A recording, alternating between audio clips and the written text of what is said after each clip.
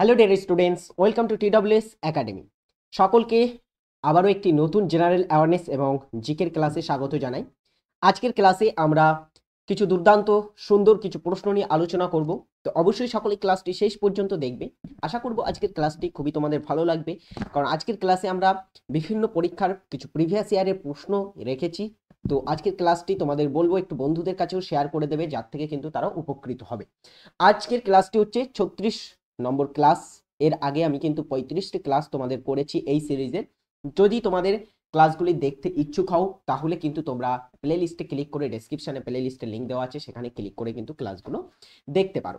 তো শুরু করছি আজকের ক্লাস। আজকের ক্লাসের প্রথম প্রশ্ন যেটা, সেটা তোমাদের স্ক্রিনে দেব। তার আগে বলে রাখি, TWS একাডেমির যে official Telegram group the way of solution verified Telegram channel, সেখানে অবশ্যই তোমরা যুক্ত হয়ে যাবে। সেখানে কিন্তু প্রতি মাসের তোমরা ক্লাসের রুটিন এবং প্রতিদিনের ক্লাসের কিন্তু ভিডিওর আগে লিঙ্ক পেয়ে যাবে প্রথমে। সমস্ত ক্লাস দেখতে আমাদের দ্য ওয়ে অফ সলিউশন এবং TWS একাডেমি চ্যানেল দুটিকে সাবস্ক্রাইব করে রাখো। পশ্চিমবঙ্গের সমস্ত প্রতিযোগিমূলক পরীক্ষার জন্য এটা কিন্তু তোমাদের উপকৃত হবে। আজকের ক্লাসের প্রথম প্রশ্ন যেটা, সেটা হচ্ছে অর্থনৈতিক পরিকল্পনা ধারণাটি প্রথম উল্লেখ করেন কে? অর্থনৈতিক পরিকল্পনা যে আমাদের পঞ্চবার্ষিকী পরিকল্পনার ধারণা, সেটা প্রথম এই ধারণাটি কে উল্লেখ করেছিলেন? অ্যান্সারটা হবে কে? জওহরলাল নেহেরু, এম বিশ্বেশ্বরাইয়া, তারপরে হচ্ছে কৃষ্ণচন্দ্র দাস এবং কেসি নিয়োগ। সঠিক উত্তরটা কি হবে? দেখো, অর্থনৈতিক পরিকল্পনার ধারণা এটা প্রথম যিনি উল্লেখ করেছিলেন তার নাম হচ্ছে স্যার এম বিশ্বেশ্বরাইয়া। সঠিক উত্তর হবে 1934-এ 1934 সালে তিনি একটা গ্রন্থ লিখেছিলেন, তার গ্রন্থ প্রকাশিত হয়েছিল, যেটার নাম হচ্ছে প্ল্যান অফ প্ল্যান্ড ইকোনমি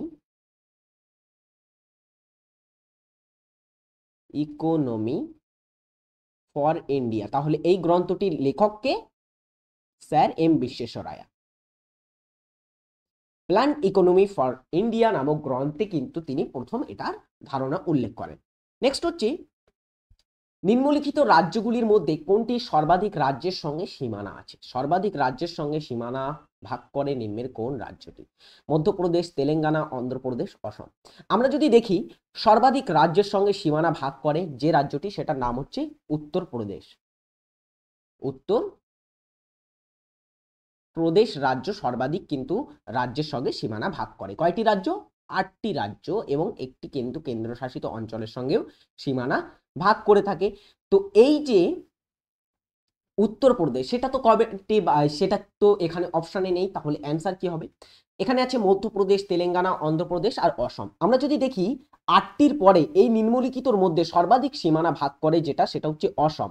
অসম এবং ছত্তিশগড় এই দুটি রাজ্য কিন্তু 7টি করে রাজ্যের সঙ্গে সীমানা ভাগ করে। অসম তার উত্তর পূর্ব অঞ্চলের যে সমস্ত রাজ্যগুলি আছে সবগুলি রাজ্যের সঙ্গে কিন্তু সীমানা ভাগ করে, তার সঙ্গে পশ্চিমবঙ্গের সঙ্গেও সীমানা ভাগ করে, যেমন মেঘালয়, ত্রিপুরা, মিজোরাম, মণিপুর, নাগাল্যান্ড, অরুণাচল প্রদেশ এবং তার সঙ্গে পশ্চিমবঙ্গের সঙ্গেও কিন্তু সীমানা ভাগ করে থাকে অসম রাজ্য। আমরা যদি দেখি অন্ধ্রপ্রদেশ, তেলেঙ্গানা 4টি রাজ্যের সঙ্গে সীমানা ভাগ করে থাকে। তেলেঙ্গানা 4টি, মধ্যপ্রদেশ রাজ্য তোমার হচ্ছে 5টি এবং অন্ধ্রপ্রদেশ রাজ্যও কিন্তু 5টি রাজ্যের সঙ্গে সীমানা শেয়ার করে থাকে। নেক্সট প্রশ্ন যেটা, ফরিদ খাঁকে কে শের শাহ উপাধিতে ভূষিত করেছিলেন? ফরিদ খাঁ যিনি ছিলেন সুরি বংশের প্রতিষ্ঠাতা, তাই তো? ফরিদ খাঁ কার প্রকৃত নাম? শের শাহের প্রকৃত নাম ছিল ফরিদ খাঁ। শের শাহ চৌসার যুদ্ধ এবং কনৌজের যুদ্ধে তিনি মুঘল সম্রাট হুমায়ুনকে 1539 চৌসার যুদ্ধ এবং কনৌজের যুদ্ধ 1540 সাল, দুটো মনে রাখো। কনৌজের যুদ্ধ, এই দুই যুদ্ধে তিনি কিন্তু হুমায়ুনকে কি করেন? পরাজিত করেন, এবং হুমায়ুনকে পরাজিত করার পরে তিনি দিল্লির সিংহাসন আরোহণ করেছিলেন। দিল্লির সিংহাসন আরোহণ করার পরে ফরিদ খাঁ তিনি কিন্তু পরিণত হয়েছিলেন শের শাহ। তাকে এই শের শাহ উপাধিটি তিনি দিয়েছিলেন, তার নাম হচ্ছে কি? তিনি হবেন বাহার খান লোহানী। বাহার খান লোহানী তিনি ছিলেন বিহারের প্রশাসক। ফরিদ খাঁর সময়ে তিনি কিন্তু বিহারের প্রশাসক ছিলেন এবং তিনি শেরশাহ উপাধিটি দিয়েছিলেন। নিম্নের কোনটি প্রোটোজোয়া নয়? দেখো একদমই সঠিক প্রশ্ন। প্রোটোজোয়া নয় কোনটি? প্রোটোজোয়া আদ্য প্রাণী নয় কোনটি? হাইড্রা, ইউগ্লিনা, অ্যামিবা, আর বলা হচ্ছে প্যারামেসিয়াম। প্রধানত প্রোটোজোয়ারা হয়ে থাকে কি এককোষীয় প্রকৃতির হয়ে থাকে। প্রধান যে বৈশিষ্ট্য প্রোটোজোয়া সেটাই কিন্তু। এর মধ্যে যদি দেখি আমরা হাইড্রা কিন্তু এটা একটা প্রোটোজোয়া নয়। এখানে ইউগ্লিনা, অ্যামিবা, প্যারামেসিয়াম এগুলো কিন্তু প্রোটোজোয়ার উদাহরণ। জাতীয় মহিলা কমিশনের বর্তমান চেয়ারপারসন কি? জাতীয় মহিলা কমিশন অর্থাৎ national commission for women, NCW, NCW national commission for women.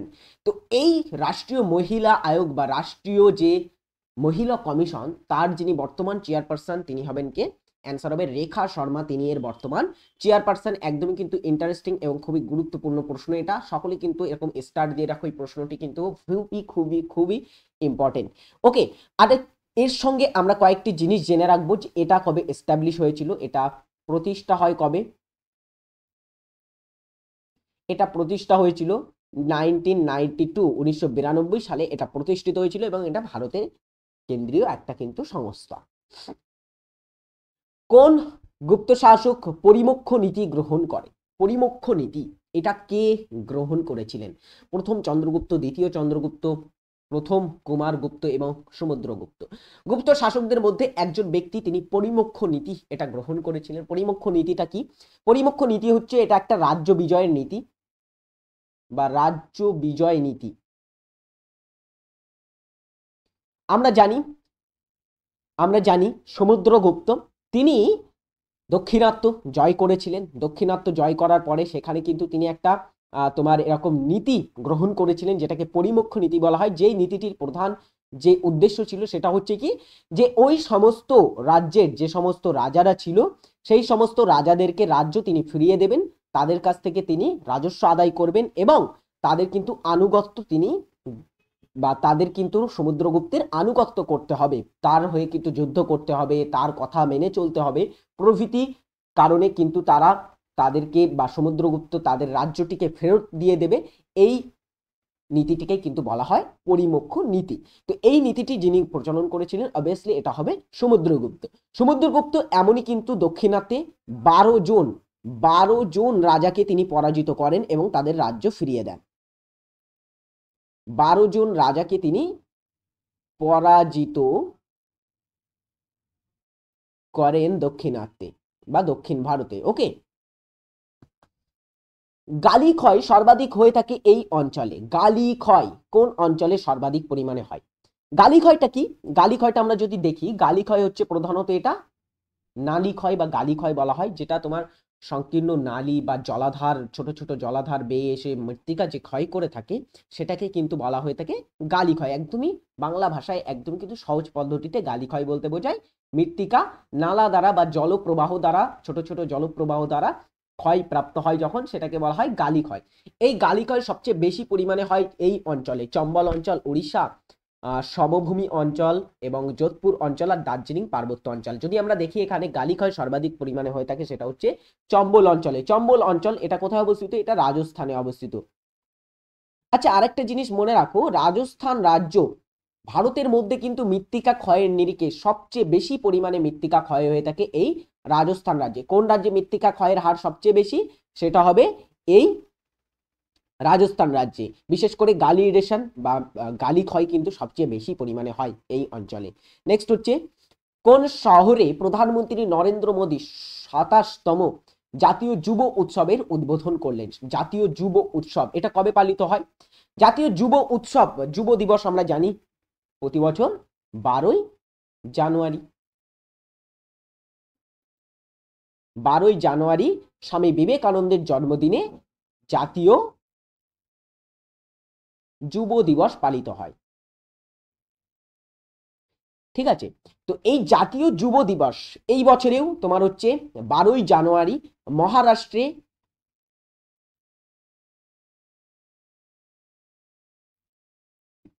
মহারাষ্ট্রে কিন্তু মহারাষ্ট্রের নাসিক যে শহর, সেই নাসিক শহরে প্রধানমন্ত্রী 27তম এবছরে 27তম জাতীয় যুব উৎসবের উদ্বোধন করলেন? অপশন সঠিক এখানে উত্তর হবে নাসিক। ঠিক আছে, এখানে কানপুরে পড়ে গেছে, এটা নাসিক হবে এখানে সঠিক, কারেক্ট এটা। নেক্সট যেটা, চার্টার অ্যাক্ট 1833 সম্পর্কে কোন তত্ত্বটি সঠিক নয়? চার্টার অ্যাক্ট 1833 যে অ্যাক্টটি ছিল সেই অ্যাক্ট অনুযায়ী সেই অ্যাক্টে নিম্নের কোনটি হয়নি বা নিম্নের কোনটি তোমার হচ্ছে ছিল না, বা কোনটি এখানে কোন তথ্যটি এই চার্টার অ্যাক্টের সঙ্গে মিলছে না? অ্যান্সারটা কি হবে? 1833-এর চার্টার অ্যাক্ট, এটাতে বলা হচ্ছে এই পদ বা এই আইন অনুসারে ভারতে গভর্নর জেনারেল পদের সৃষ্টি হয়। বাংলার গভর্নর ছিল, তারপরে অন্যান্য প্রদেশের গভর্নর ছিল, তাদের উপরে একটা ভারতের গভর্নর বলে পদ সৃষ্টি করা হয়, যেটা বলা হচ্ছে কোন আইনের নির্ভরে, সেটা হচ্ছে এই 1833। এটা কি সঠিক? আরেকটা বলা হচ্ছে কোম্পানির শাসন রাজনৈতিক শাসনে পরিণত হয়। কোম্পানির যে শাসন চলছিল সেটা রাজনৈতিক শাসনে পরিণত হয়। কোম্পানি প্রথমে বাণিজ্যিক শাসন বা বাণিজ্যের উদ্দেশ্যেই কিন্তু ভারতে আসে, পরবর্তীতে সেটা কিন্তু একটা রাজনৈতিক মোড়ে বদলে যায়। পরবর্তী হচ্ছে কোম্পানির কর্মচারীরা ভারতে জমি ক্রয় করার অধিকার পায়। পরেরটা কি হচ্ছে, কোম্পানির যে সমস্ত কর্মচারীরা ছিল তারা ভারতে জমি ক্রয় করা বা ভারতে জমি ক্রয় বিক্রয় করার কিন্তু অধিকার পায়, এটা বলা হচ্ছে। আরেকটি হচ্ছে ব্রিটিশ পার্লামেন্ট কর্তৃক ভারত সচিব নিয়োগ হয়। এখানে সঠিক কোনটি নয়? অ্যান্সার হবে এখানে অপশন ডি, ব্রিটিশ পার্লামেন্ট কর্তৃক ভারত সচিব নিয়োগ, এটা কিন্তু সঠিক নয়। ব্রিটিশ পার্লামেন্ট কর্তৃক ভারত সচিব নিয়োগ এটা তোমার হয়েছিল পরবর্তীতে, এটা ছিল তোমার ভারত শাসন আইন 1858, ভারত শাসন আইন, যেটাতে কিন্তু সেই আমরা জানি ভারতের গভর্নর জেনারেল পদটার কিন্তু অবলুপ্তি ঘটে এবং ভাইসরয় পদ একদমই ইংল্যান্ড সরকার বা ব্রিটিশ সরকার তারা কিন্তু সরাসরি কোম্পানির শাসনের অবসান ঘটিয়ে একদমই তাদের হাতে কিন্তু ক্ষমতাটা তুলে নেয়। এর ফলে কিন্তু ব্রিটিশ পার্লামেন্ট কর্তৃক একজন ভারত সচিব নিয়োগ করা হতো। এই তোমার হচ্ছে অপশন ডি সঠিক উত্তর হবে, ব্রিটিশ পার্লামেন্ট কর্তৃক ভারত সচিব নিয়োগ, এটা কিন্তু ছিল 1858। ঠিক আছে, এটা চার্টার অ্যাক্টের মধ্যে ছিল না। নেক্সট হচ্ছে নিম্নের বা নিচের কোন প্রাণী জোড়া ঠান্ডা রক্তের প্রাণীদের বিভাগের অন্তর্গত? ঠান্ডা রক্তের প্রাণী, ঠান্ডা রক্তের প্রাণী বলো সকলে। আশেপাশের তাপমাত্রা অনুসারে কিন্তু তোমার হচ্ছে ঠান্ডা রক্ত এবং উষ্ণ রক্তের তোমার হচ্ছে শ্রেণী বিভাগ প্রধানত হয়ে থাকে। তাপমাত্রা যদি শারীরিক তোমার হচ্ছে যে সমতা সেটা কিন্তু বজায় রাখতেই রক্তের ঠান্ডা এবং গরম হওয়ার পিছনে কিন্তু একটা কারণ থাকে। ঠান্ডা মেরুর যে সমস্ত প্রাণী থাকে তাদেরকে আমরা বলে থাকি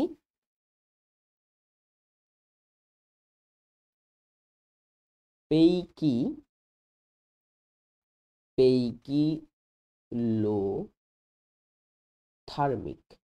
কি বলা হয় তাদেরকে? ঠান্ডা রক্তের প্রাণীকে বলা হয় পেইকিলোথার্মিক। এবং যারা গরম বা তোমার হচ্ছে উষ্ণ উষ্ণ রক্তের প্রাণী হয়ে থাকে তাদেরকে বলা হয়ে থাকে হোমিওথার্মিক। হোমিওথার্মিক কাদের বলা হয়? উষ্ণ রক্তের প্রাণীদেরকে বলা হয় হোমিওথার্মিক। আমরা যদি দেখি থার্মিক, এই যে ঠান্ডা রক্তের পেইকিলোথার্মিক, যেটা কিন্তু তোমার হচ্ছে প্রধানত এটা হচ্ছে উভচর, উভচর, তারপরে হচ্ছে তোমার আরো আছে তোমার সরীসৃপ, সরীসৃপ এবং বিভিন্ন কিন্তু পোকামাকড় শ্রেণীর প্রাণী এবং অন্যান্য অমেরুদণ্ডী যে সমস্ত প্রাণীগুলি আছে তারা কিন্তু ঠান্ডা রক্তের শ্রেণীর মধ্যে আসে। আর উষ্ণ রক্তের শ্রেণীর মধ্যে যারা আসে তাদের মধ্যে হচ্ছে পাখি পাখি এবং স্তন্যপায়ী,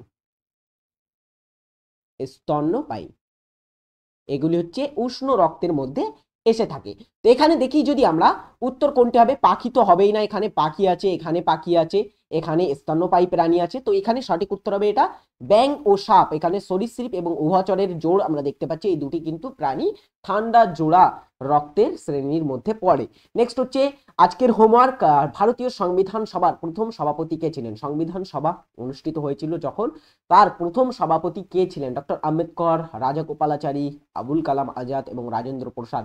এদের মধ্যে কে সংবিধান সভার প্রথম সভাপতি ছিলেন? অ্যান্সারটা সকলে কমেন্টে করে যাবে আজকের প্রশ্নের, এটা তোমাদের হোমওয়ার্ক থাকবে। পরের প্রশ্ন, প্রাচীনতম জৈন ধর্মগ্রন্থ হলো কোনটি? জৈনদের ধর্মগ্রন্থ আমরা যদি দেখি, জৈনদের ধর্মগ্রন্থের মধ্যে প্রধান ধর্মগ্রন্থ হচ্ছে দ্বাদশ উপাঙ্গ। এটা হচ্ছে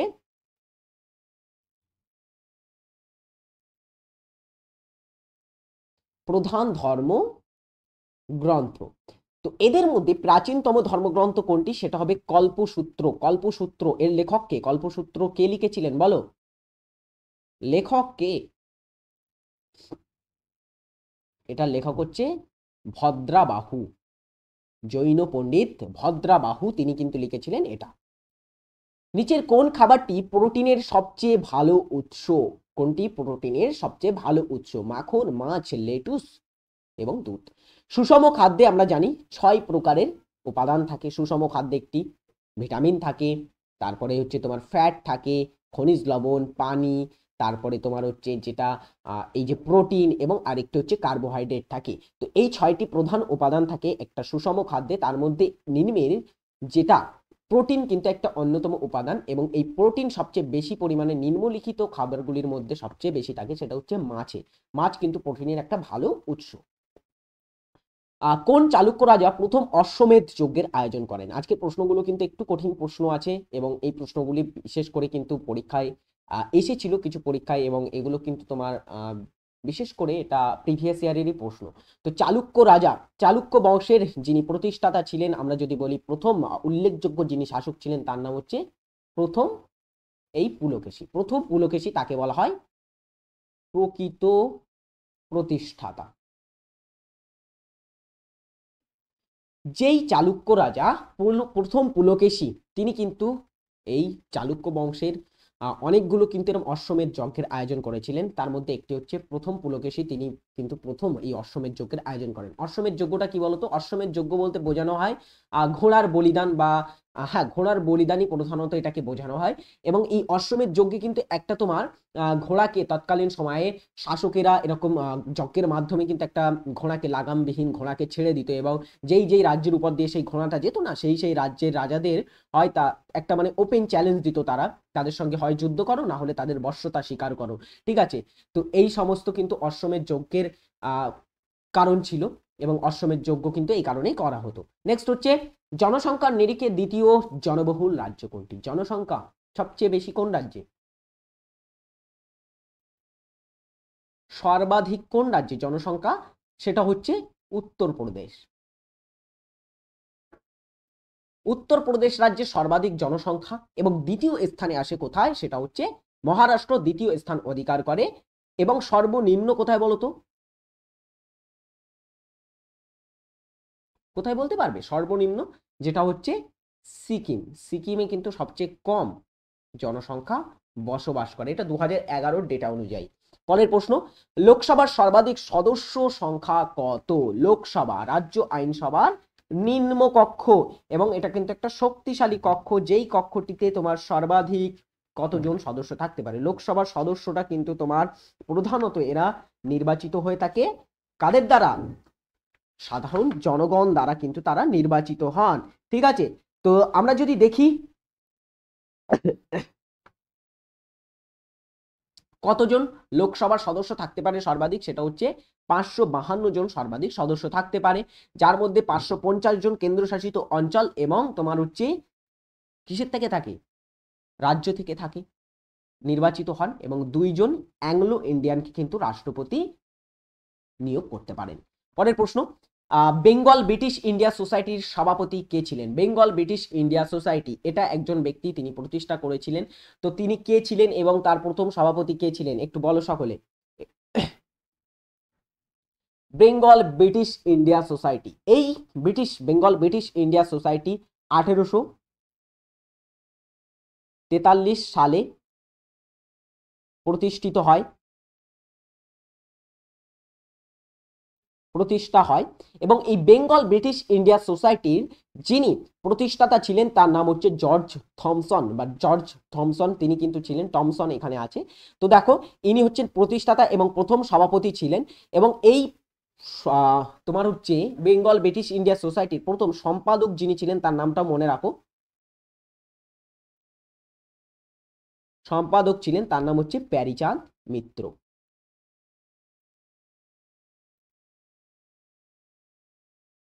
প্যারীচাঁদ মিত্র তিনি হচ্ছেন প্রথম সম্পাদক এই বেঙ্গল ব্রিটিশ ইন্ডিয়া সোসাইটির।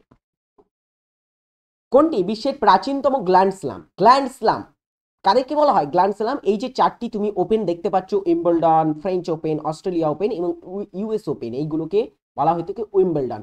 এগুলি তোমার এইগুলোকে বলা হয় গ্র্যান্ড স্ল্যাম। এগুলো হচ্ছে তোমার টেনিস টুর্নামেন্ট। টেনিস এই চারটি হচ্ছে সবচেয়ে কিন্তু উল্লেখযোগ্য এবং সবচেয়ে কিন্তু প্রেস্টিজিয়াস টুর্নামেন্ট টেনিস খেলার ক্ষেত্রে।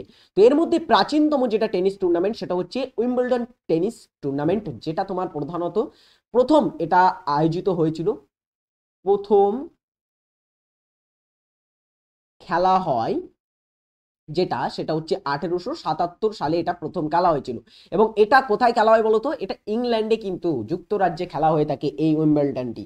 নেক্সট প্রশ্ন, আর একটা জিনিস মনে রাখবে, উইম্বলডন যে খেলা সেটা কিন্তু ঘাসের কোর্টে খেলা হয়। ওটা কিসে খেলা হয়?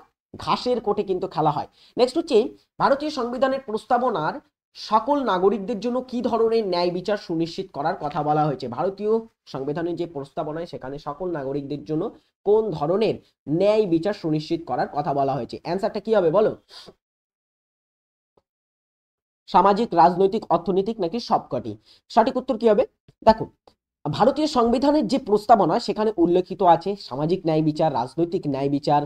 রাজনৈতিক ন্যায় বিচার মানে দেখছো ভোট অধিকার বা ভোটের যে তোমার হচ্ছে গ্রাম পঞ্চায়েত গঠন ইত্যাদি কিন্তু মৌলিক অধিকারের মধ্যে প্রস্তাবনায় ইত্যাদিতে কিন্তু তোমার হচ্ছে সুনিশ্চিত করার কথা বলা হয়েছে। সামাজিক ন্যায় বিচারের কথা, অর্থনৈতিক ন্যায় বিচারের কথা আছে, সরকারি চাকরিতে সকলের সমান সুযোগ সুবিধার অধিকার। দেন হচ্ছে তো আমরা যদি দেখি এখানে কিন্তু তোমার হচ্ছে চিন্তা মতামত প্রকাশের অধিকার, ধর্ম এবং তোমার হচ্ছে ধর্মীয় স্বাধীনতার অধিকার, মর্যাদা এবং সুযোগ সুবিধার অধিকার, সৌভ্রাতৃত্বের কিন্তু অধিকার ইত্যাদি কিন্তু তোমার এখানে সুনিশ্চিত করা হয়েছে। তো এখানে সঠিক উত্তর হবে সবকটি, কিন্তু উপরোক্ত সবকটি সুনিশ্চিত করা হয়েছে এখানে। এছাড়াও কিন্তু এর সঙ্গে অ্যাডিশনাল তোমরা যদি দেখো এখানে মতামত প্রকাশের অধিকার, কোনো স্থানে কিন্তু চাকুরিতে তোমার হচ্ছে সমান অধিকার ইত্যাদি কিন্তু এখানে সুনিশ্চিত করা হয়েছে। নেক্সট হচ্ছে স্থানীয় বায়ু পম্পেরো কি প্রকৃতির? পম্পেরো হচ্ছে একটা স্থানীয় বায়ু। বিভিন্ন স্থানীয় বায়ু আমরা দেখেছি বিভিন্ন স্থানে প্রবাহিত হয়, আমাদের উত্তর পূর্ব বা উত্তর পশ্চিম ভারতে প্রবাহিত হয়। লু একটি উষ্ণ প্রকৃতির কিন্তু বায়ু। লু, আঁধি, তাই তো উত্তর ভারতে আঁধি, ধূলিঝড় সেটা প্রবাহিত হয়। পূর্ব ভারতে আমাদের পশ্চিমবঙ্গের দিকে কিন্তু আবার কালবৈশাখী একটা কিন্তু এরকম স্থানীয় বায়ু প্রবাহও বলা যেতে পারে এটাকে। তারপরে আমরা দেখেছি তোমার প্রেইরি অঞ্চলে তোমার হচ্ছে চিনুক যেটাকে তুষার ভক্ষকও বলা হয়। তেমনি এই যে পম্পেরো, এই পম্পেরোটা তোমার হচ্ছে একটা উষ্ণ প্রকৃতির কিন্তু বায়ু, উষ্ণ শুষ্ক বায়ু, যেই বায়ুটি এটা প্রবাহিত হয় কোথায় বলতো? এটা পম্পাস তৃণভূমি অঞ্চলে। পম্পাস অঞ্চলে কোথায় বলতো? পম্পাসটা, পম্পাস তৃণভূমি অঞ্চল কোথায় প্রবাহিত হয় বলো? এই পম্পাস তৃণভূমি অঞ্চলটা কোথায় অবস্থিত? এটা দক্ষিণ আমেরিকাতে অবস্থিত। তো দক্ষিণ আমেরিকার আন্দিজ পর্বত পৃথিবীর দীর্ঘতম যে পর্বত, সেই আন্দিজ পর্বতের কিন্তু ঢালে এটা প্রবাহিত হয়। ওকে, পরের প্রশ্ন যেটা, আকবরের জীবনের শেষ যুদ্ধ বা অভিযান ছিল কোনটি? আকবর, মুঘল সম্রাট আকবর, মুঘল শ্রেষ্ঠ সম্রাট আকবর, তিনি কিন্তু প্রথম 1556 খুবই অল্প বয়সে তার প্রথম যুদ্ধে তিনি সম্মুখীন হয়েছিলেন, যেটাকে বলা হয় দ্বিতীয় পানিপথের যুদ্ধ। কার কার মধ্যে হয় বলো?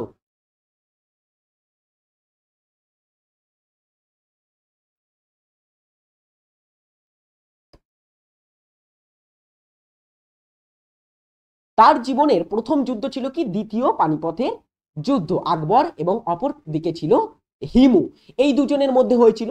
এবারে আকবরের জীবনের শেষ যুদ্ধ যেটা ছিল, আকবর মাঝে কিন্তু অনেকগুলো যুদ্ধ তিনি লড়েছিলেন, অনেকগুলো যুদ্ধে তিনি লড়েছিলেন, কাশ্মীর দখল করেন তিনি, তারপরে তিনি সেই আহমেদনগরে তিনি সেই চাঁদ বিবির সঙ্গে কিন্তু সম্মুখীন হয়েছিলেন। পরবর্তীতে তিনি জয়সলমীর দখল করেন এবং অন্যান্য বিভিন্ন স্থানে কিন্তু তিনি অনেক যুদ্ধ করেছিলেন।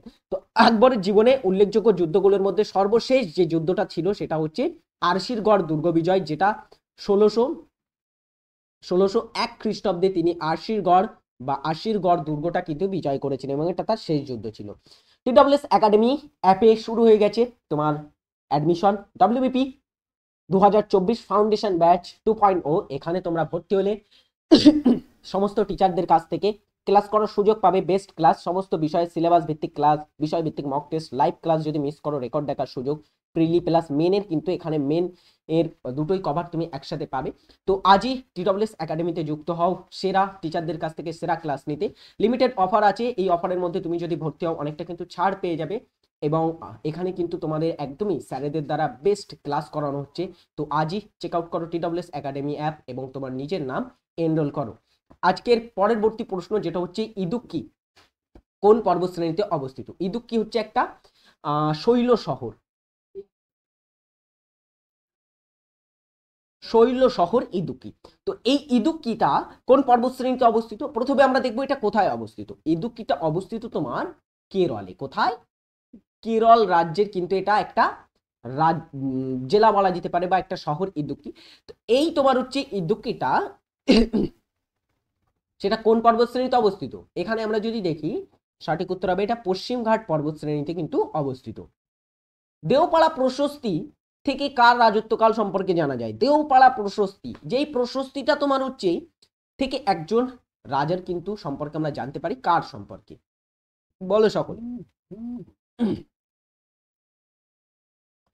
দেওপাড়া প্রশস্তি, এই প্রশস্তিটা লেখেন লক্ষণ সেনের, লক্ষণ সেনের সভাকবি, যার নাম হচ্ছে কি জানো? যার নাম হচ্ছে উমাপতি ধর। উমাপতি ধর তিনি লিখেছিলেন লক্ষণ সেনের সভাকবি তিনি এই দেওপাড়া প্রশস্তিটি, যেটার থেকে আমরা জানতে পারি বিজয় সেনের সম্পর্কে। বিজয় সেন দেওপাড়া প্রশস্তি থেকে তার কৃতিত্ব সম্পর্কে জানা যায় এবং বিজয় সেন কিন্তু ছিলেন বলা হয় সেন বংশের কিন্তু প্রকৃত শাসক বা প্রকৃত প্রতিষ্ঠাতা তাকে বলা হয়। নেক্সট হচ্ছে যোজনা কমিশনের সদস্যদের কার্যকালের মেয়াদ কত বছর? যোজনা কমিশন 1950 সালে যোজনা কমিশন বা প্ল্যানিং কমিশন প্রথম গঠিত হয়েছিল। তো এই প্ল্যানিং কমিশনের আমরা জানি পদাধিকার বলে যিনি চেয়ারম্যান হয়ে থাকেন তার নাম হচ্ছে প্রধানমন্ত্রী। পরবর্তীতে এটাই কিন্তু রিব্র্যান্ডিং হয়ে তৈরি হয়েছে নীতি আয়োগ, যেই নীতি আয়োগেরও কিন্তু চেয়ারম্যান কে হন? তিনি হচ্ছেন প্রধানমন্ত্রী এবং তাদের যে সমস্ত একজন ডেপুটি চেয়ারম্যান থাকেন তাকেও কিন্তু নিয়োগ করে থাকবেন প্রধানমন্ত্রী। কিন্তু এই যোজনা কমিশনের সদস্যদের কার্যকালের মেয়াদ এটা সম্পর্কে কিন্তু সঠিক কোনো উল্লেখ নেই। তো এখানে অ্যান্সার হবে অপশন ডি, এটা সম্পর্কে কোনো সঠিক উল্লেখ নেই। নিচের কোন বিষাক্ত রাসায়নিক মৌলটি জাপানে মিনামাটা রোগের কারণ হয়েছিল? মিনামাটা রোগ, যেই রোগটি জাপানের একটি শহর মিনামাটা শহরের নামে কিন্তু নামাঙ্কিত করা হয়েছে। তো এটা কিন্তু একটি ভয়াবহ রোগ যেটা তোমার পারদ বা মিথাইল মার্কিউরি ছড়িয়ে পড়ার কারণে কিন্তু এই রোগটি হয়েছিল। তো এখানে সঠিক উত্তর হবে মিনামাটা রোগের কারণ ছিল পারদ। কোন তফসিলটি ভূমি সংস্কার ও জমিদারি ব্যবস্থার বিলুপ্তির সাথে রাষ্ট্রীয় আইন ও প্রতিবিধানের সাথে সম্পর্কিত? ভারতীয় সংবিধানে 12টি মোট 12টি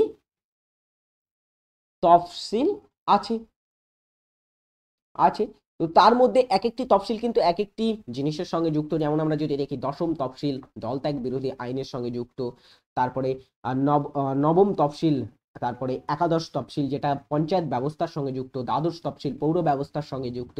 তো তেমনই তোমার হচ্ছে এই যে নবম তফসিল, সেই নবম তফসিলটা যুক্ত হচ্ছে কিসের সঙ্গে? নবম তফসিলটা হচ্ছে তোমার যুক্ত ভূমি সংস্কার ও জমিদারি ব্যবস্থার বিলুপ্তিকরণ এবং অন্যান্য কিছু বিশেষ আইনের উপরে কিন্তু এটা ছিল। আরেকটা জিনিস মনে রাখো, এই নবম তফসিলটা কিন্তু ভারতের মূল সংবিধানে ছিল না। মূল সংবিধানে 8টি তফসিল ছিল, পরবর্তীতে এটা বেড়ে 12টি করা হয়েছে এবং এই মূল সংবিধানে পরবর্তীতে তোমার হচ্ছে 12টি ছিল। সরি, যে নবম তফসিল সেটাকে যুক্ত করা হয়েছে সংবিধানে 1951-এ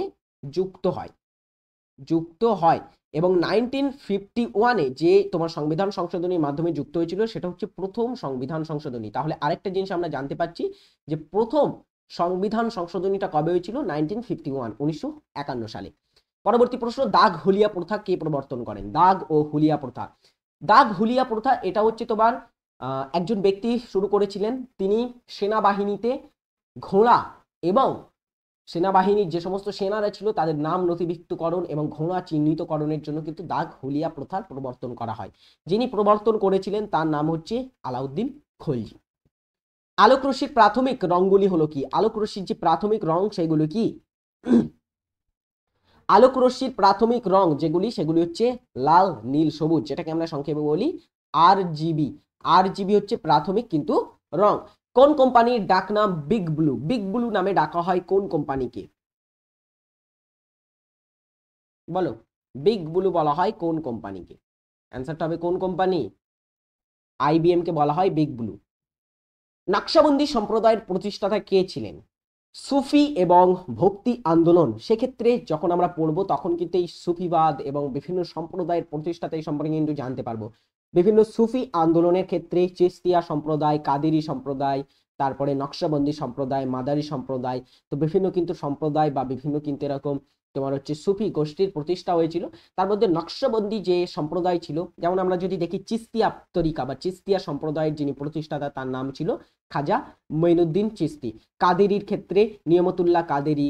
তারপরে নকশবন্দি যে তোমার হচ্ছে সম্প্রদায় ছিল সেটার প্রতিষ্ঠাতা যিনি ছিলেন তিনি হচ্ছেন খাজা বাকি বিল্লাহ, তিনি ছিলেন এই নকশবন্দি সম্প্রদায়ের প্রতিষ্ঠাতা।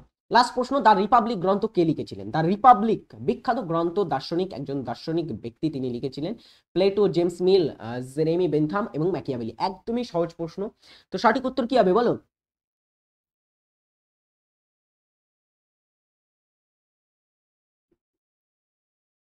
গ্রিক দার্শনিক প্লেটো, তার লেখা গ্রন্থ এটা, দ্য রিপাবলিক।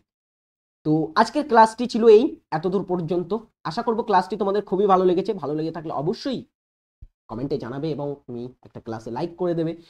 আর সকলে বলবে যে পরের দিনের ক্লাসে কেমন প্রশ্ন আনলে তোমাদের সুবিধা হয় এবং কেমন ধরনের প্রশ্ন আনলে তোমরা আরো বেশি উপকৃত হবে। তো পরের দিন আমরা সেই রকম ধরনের কিন্তু প্রশ্ন প্র্যাকটিস করব। অনেকগুলো ক্লাস করে ফেলেছি, এবারে তোমাদের কাছ থেকে মতামত নিয়েই কিন্তু তোমাদের প্র্যাকটিসটা এগিয়ে নিয়ে যাব। তো অবশ্যই সকলে কমেন্টে জানাবে এবং আশা করব তোমাদের ক্লাসটি যাদের ভালো লেগেছে, আমাদের TWS একাডেমি অ্যাপে যদি বেস্ট ক্লাস করতে চাও তাহলে অবশ্যই সেখানে তোমরা যুক্ত হতে পারো। প্রথমে অ্যাপটি ডাউনলোড করতে হবে, ডাউনলোড করার পরে সেখানে তোমাদের নাম এনরোল করে তোমরা তোমাদের পেইড কোর্সের ভিতরে গিয়ে সেখানে কিন্তু ক্লাস করতে পারবে। তো অ্যাটলিস্ট তোমরা যারা অ্যাপটি ডাউনলোড করোনি, অ্যাপটি ডাউনলোড করে রাখো, সেখানে কিন্তু বিভিন্ন ফ্রি আপডেটও দেওয়া হয়ে থাকে। তো ফ্রি আপডেটও তোমরা পেতে পারো, ক্লাসে ভর্তি না হয়েও ফ্রি আপডেট যদি ভালো লেগে থাকে তো ক্লাসে ভর্তি হতে পারো। তো আজই চেক আউট করো TWS একাডেমি অ্যাপ, নিজের বেস্ট পরীক্ষার প্রস্তুতি নিতে। সকলে ভালো থাকবে, সুস্থ থাকবে, নিজের খেয়াল রাখবে। পরের দিনের ক্লাসে আবার দেখা হচ্ছে। টাটা।